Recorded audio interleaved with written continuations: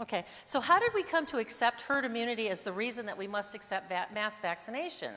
If we want to keep in a population-controlled basis, how did that suddenly get translated over to everyone is susceptible and everyone must be vaccinated?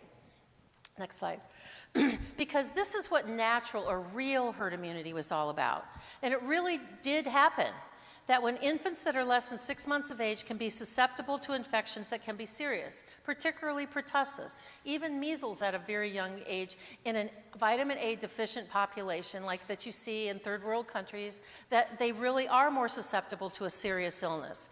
But if mothers had had the real infection when they were growing up at the age appropriate time of like 9 to 10 to 11 years of age, they had the infection, and this is key, in the presence of fever. How important is fever in terms of processing pathogens and being able to maintain your long-term immunity and health? So those mothers who experienced that real childhood illness passed that natural protection to their infants through both the placenta and the breast milk.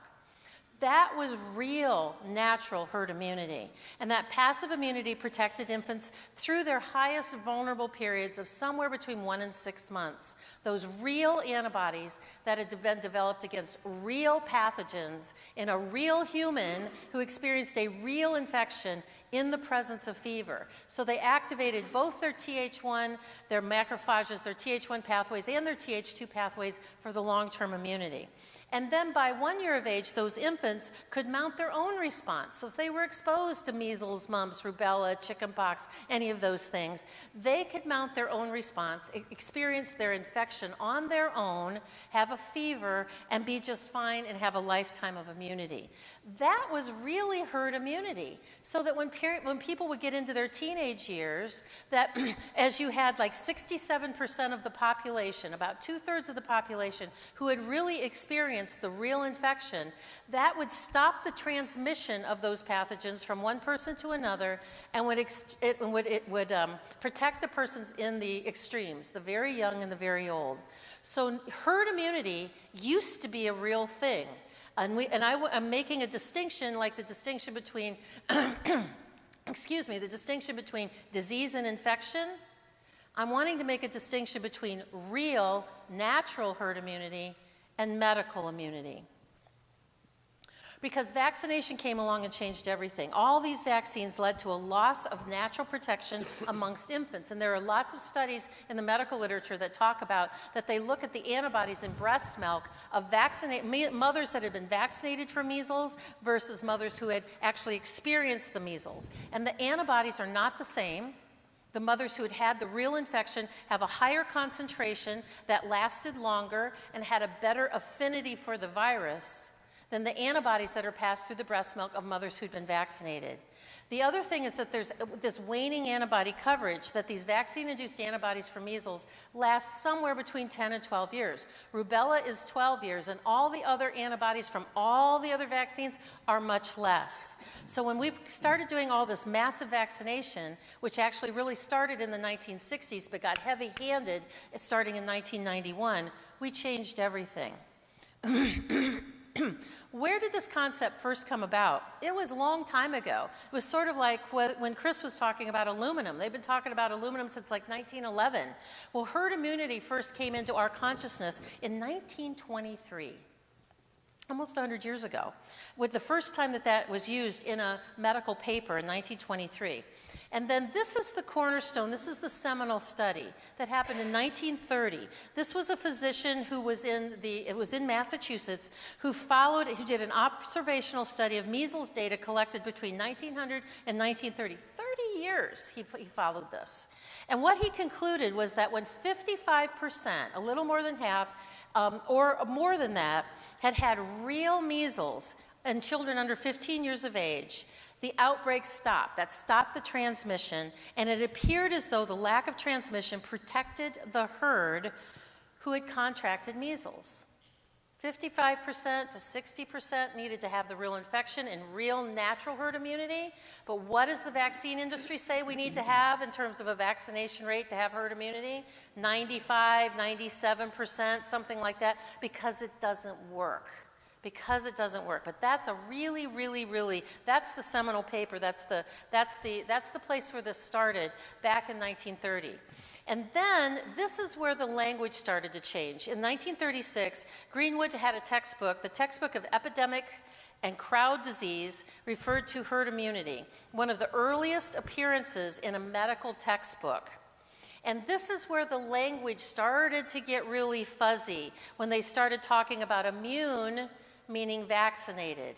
Not immune because I'd had the real infection and I had recovered and my whole body has a lifetime of immunity, but immune started to mean vaccinated, and unimmune or not immune meant to be susceptible were the unvaccinated.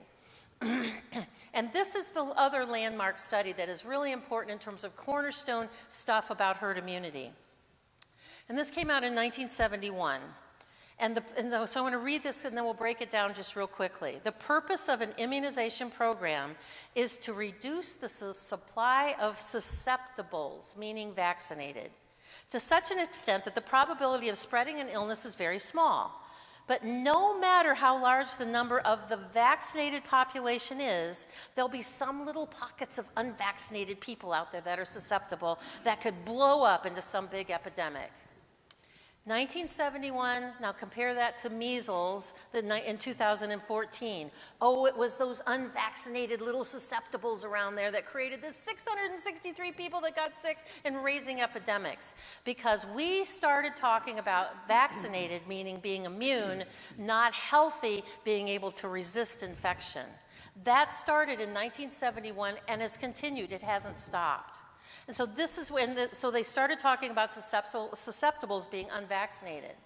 So that's where this all comes from. So if you know a little bit about the historical fact of how we got here, you'll understand how this is all planted into people's brains. Then the other thing that they said is that the only way that medical herd immunity or vaccination really works is if it breaks the chain of transmission. So you get a vaccine, you get an antibody, and you're around sick people, the antibody will stop some of that transmission, which is another long discussion, but that's where this whole argument comes from. Except that many of the vaccines we get don't even follow that particular mode of thinking.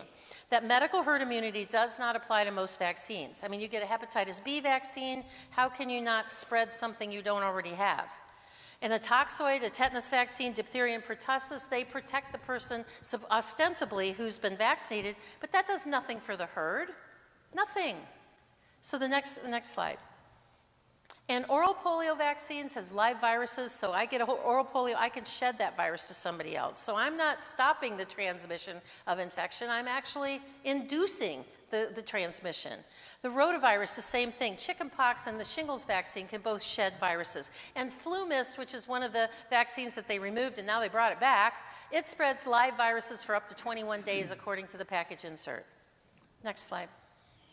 So the key points on this, always remember these assumptions. These are the things that people really assume, particularly your doctors, that everyone is susceptible if you're not vaccinated, and that you will be exposed. If you get exposed, you're going to have the worst case scenario. You're never going to have like some mild little infection that's going to come and go and you're going to have a lifetime of immunity, unless, of course, you're vaccinated. And the first use of this was in 1932.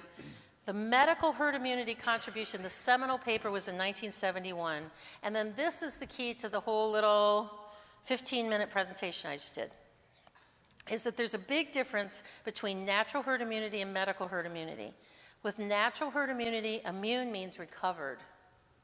It means I got sick, I had measles, I have a lifetime of immunity, I got over it because my vitamin D level is good, I wash my hands, I eat good food. Immune means I recovered from this infection. With medical herd immunity, immune only means to be vaccinated. And if you're not vaccinated, then you're not immune and you're susceptible and you're probably going to spread infection everywhere, except healthy people aren't harborers of infection that they can just spread to everybody. Okay? And the most medical herd immunity is based on a mathematical model that doesn't transfer to real life models. So that's like herd immunity, like 101 crammed into like 15 minutes. And so I hope that now you will understand where this comes from. The historical backdrop, how immunity is meant to mean vaccinated, and how the herd, if they think that you have to have a 97% vaccination rate, even though with real natural herd immunity, it only needed to be 55%. So there you go.